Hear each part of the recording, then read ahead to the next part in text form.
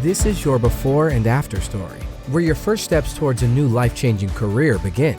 Southeastern College can take you there. We offer in-demand hybrid and online programs with hands-on training, led by in-field career professionals, and career services to put you on the path to a rewarding and fulfilling future. This is where your transformation begins. Southeastern College, your future is bright. Visit sec.edu to get started. Ultimately, with all of this, it's trying to be able to listen and trying to understand someone else's perspective and be able to kind of work with that.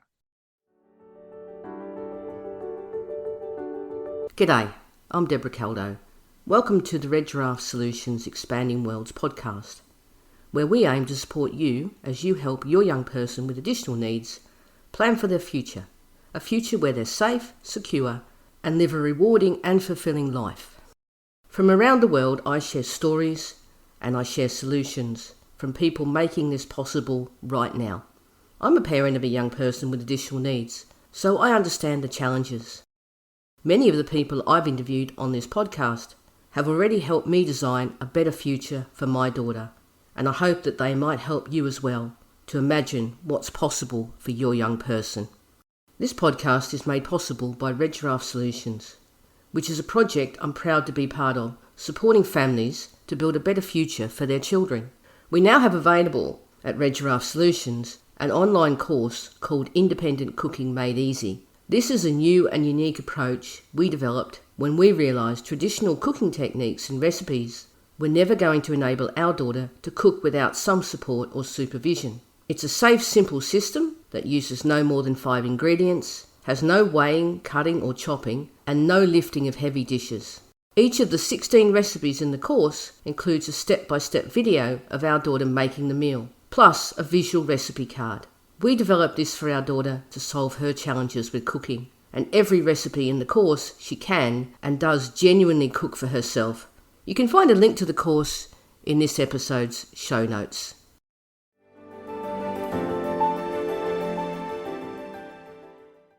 I think one of the best ways we can support people is to understand things from their perspective. That empathy can really help us find ways to support them in a way that works for them. In this second part of my conversation with Ben Simmonds, he's talking about the way that we can support our young people, but it's coming from his own experiences and the support that he received from his family and the people around him.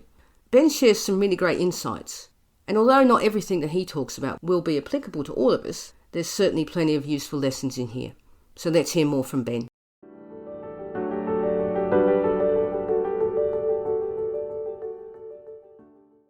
Through your lived experience, what kind of things would you say to parents and families? Is there sort of things that you think, I wish that people understood this for their young person? I mean, I think, to be fair, you could do a whole 2 hours worth of all these different things. Ultimately, with all of this, it's trying to be able to listen and trying to understand someone else's perspective and be able to kind of work with that. So I said to talk about teaching sword fighting, which a few weeks ago I had someone who had a meltdown, of which they had to just come out of the kind of session for a moment, which as a teacher, I mean, it's always really sad to see when someone's upset. The meltdown wasn't necessarily because of something I did per se. There's lots of things that can contribute to a meltdown, and a meltdown is just a response of basically going back to a safe normal. The idea of that they just kind of walked out the room and that this other person went and have a chat with them, I was perfectly okay, because I was like, I know that they're going to be safe. They're just deregulating. If I came out and, immediately say, oh yeah, what's wrong in a time when you can't communicate that, then that's not helping with the kind of situation. As provided that if someone's in a meltdown, that they're not, destroying a load of things and causing harm to themselves, then actually meltdowns are designed in a helpful way to kind of de-escalate a situation, which once it's calmed down a bit, then, that's the time to kind of look at, okay, how can we help in terms of progressing forward? So I think there's that kind of aspect. The other thing is I don't necessarily know how to interrupt people. So when I went from SEND school into mainstream, life literally turned on its head. Like around the time that was when the series Life on Mars came out, which is about a detective who basically finds himself waking up in 1970 after being hit by a car. And he's having to just live life to this kind of society, which doesn't make any sense for someone who was living in modern day. For me, I had to make this kind of big decision as, okay, do I try to learn how this society works, or do I stick with what I consider is right? So, i.e., like flapping when I'm happy, which people who I consider normal don't flap. So maybe I need to learn not to do that. Along that kind of lines, interrupting is one of those lessons which you don't really get taught.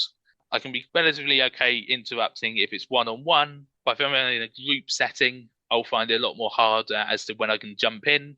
But even if it's, interrupting someone who's not expecting it, one of the pet hates for me at school was, oh, can you go and speak to this teacher during break time who's going to be sitting in their office shared with another 3 or 4 teachers? That for me was a big scare point because they have no idea as to why I'm interrupting them. And it might be a bad time that they just had a phone call which was really upsetting, or they're just not there. How do I explain that to other teachers? So that's where those kind of anxieties build up. There may be little kind of social rules that could be holding someone back, or something that we don't really necessarily talk about, but could be potentially a deal breaker in terms of actually what could make someone kind of develop. A different example was I was really bad with reading and writing. So we were talking about spiked portfolios earlier. And when I was 12, there was actually a time where I was looking at going back into SEND school because the accommodations that they had at mainstream wasn't particularly great. And I was having depression and kind of things like that. So I did a dyslexia test. They had a way of measuring things by age and by month. So I was 12 at the time, which for problem solving and observation, I scored 16 plus in terms of what you would expect from the typical kind of age group. But for reading and writing, I was scoring about age 9. Maths, I was flying through it fine. English, on the other hand, big concerns in terms of when it came to the writing exams. But a big turning point for me in that was I started really liking manga, Japanese comics. And one thing which they do really well in it is character development in a story. And because I'm really into trying to figure out all these social rules because of going from SEND into mainstream, I suddenly found this really interesting as to understanding why characters acted in a certain way, which encouraged me wanting to read, but also the way that it's all laid out, where if you normally read a novel, then you'll have like a narrator's voice that will be kind of written down. You'll have the character, what they actually say. But you also have what the character's thinking. So you have at least 3 different voices just from one character. Then, of course, you're adding an extra 2 every time a character speaks to that person. Of this person thought this person said that. In manga, it shows who's speaking when, and when it's a thought bubble or when there's a flashback, which made it completely accessible. So by reading it, he suddenly jumped 3 levels or something like that. All it took was finding a strength and being able to relate it to something else. And then it's like, oh, is that really what's just holding me back? And then suddenly I was able to start doing much better at it. I think within education, we tend to generalist. We want everyone to be equal kind of level across lots of different areas. But the fact that people are really good at one thing is actually really highly valuable in a work perspective. And also, when it comes to just life in itself, why can't those good bits be a way of how you teach the lower bits to help, improve those? Do you think then that a lot of it is actually the schooling and finding the right school? And what you're talking about there is you found your own solution. Yeah, I mean, it's a classic thing of the person who knows how to kind of progress forward tends to be the person themselves to some extent. There's an element of sometimes I won't know and parents might not know. But it's, okay, well, we can either just say, well, we just leave it at that, or we can say, okay, well, let's explore this in a different way. It's kind of picking your battles in some regards. In terms of an education, I think there's areas from both sides of things that can be done. I've always been really involved in terms of chores from a really young age. So I think probably when I was 3 onwards, then I was in charge of doing all the washing. To be fair, I didn't help myself with actually liking seeing the clothes going around in the washing machine, but I was getting involved in that. And so that helped in terms of, okay, I need to be aware when the washing machine goes off, that we need to organize things of what goes in, what doesn't go in. But even the other kind of bigger things.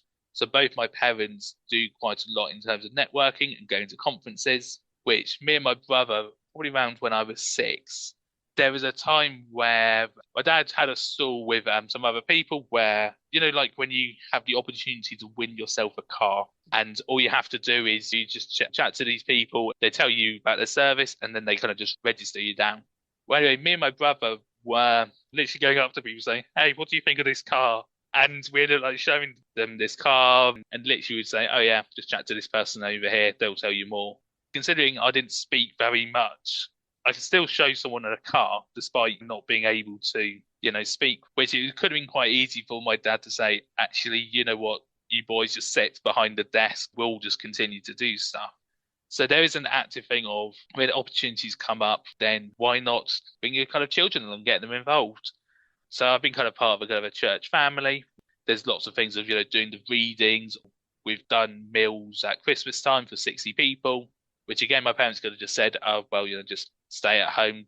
We'll come back once we're finished. Where very much it was like, no, actually, you can get involved. You can actually help just give out plates. So there's things that I definitely can do in terms of a parent's perspective.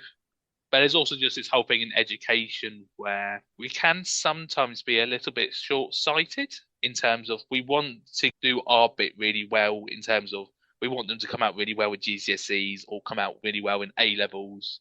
If we're not looking at things from a longer perspective, then we can get kind of caught up in all the kind of immediate stuff and then get to the end where it's, oh, well, actually, everything I've just done is not as straightforward as being able to go along that path.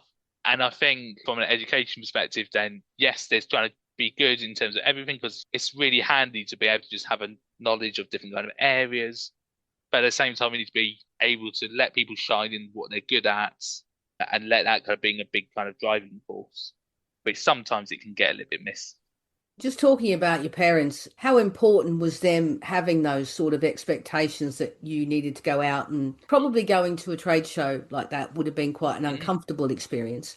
How important was that they said, yes, you come, yes, you get involved? How has that sort of helped shape you, I guess, in your confidence as you've got older? I think it's definitely made a big difference in terms of that it all comes back to, do we believe in our children and believe in terms of that there is more to what the world might say or what value that could be associated to them, which my parents were very much, we know this is a situation, but though, why should that be a stopping factor or be a barrier? Sometimes there were kind of barriers of actually it was a bit too noisy. It was okay for me to go off to a quiet space and kind of come back a bit later. But it's that very much that kind of perspective of, well, yeah, let's give them a go. Let's get them involved. I'm thinking kind of back to the 80s, and we talked a little bit about Rain Man, where it was very much kind of traditional, where people with kind of learning difficulties and special needs, they wouldn't necessarily be part of a community, that they would kind of go off into their own kind of community centres, and they were there, but they weren't there. They've been very much not of that kind of view at all. And I think that's a really good thing in terms of my own kind of confidence and kind of personal development, but also in terms of society in itself. Like seeing people being able to do that, it makes us think, actually, why can't this person be a baker? I've always written that off, but actually, you know what? Maybe they can. So yeah, I think definitely that initial kind of putting faith or belief into the person that there's more to them. It might be that they only develop a little bit, or it might be that they take really great strides in what you might say is success. But every single one of those things is a great battle which has been won, and we need to be able to celebrate that.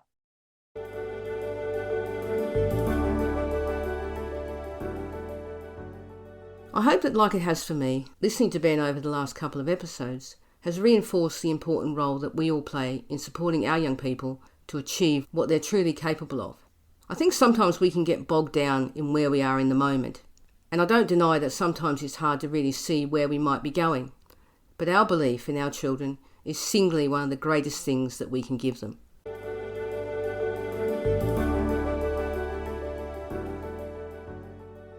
I just want to say thank you for taking the time to listen, and I hope that the stories and solutions shared on here help you as you support your young person to create their future.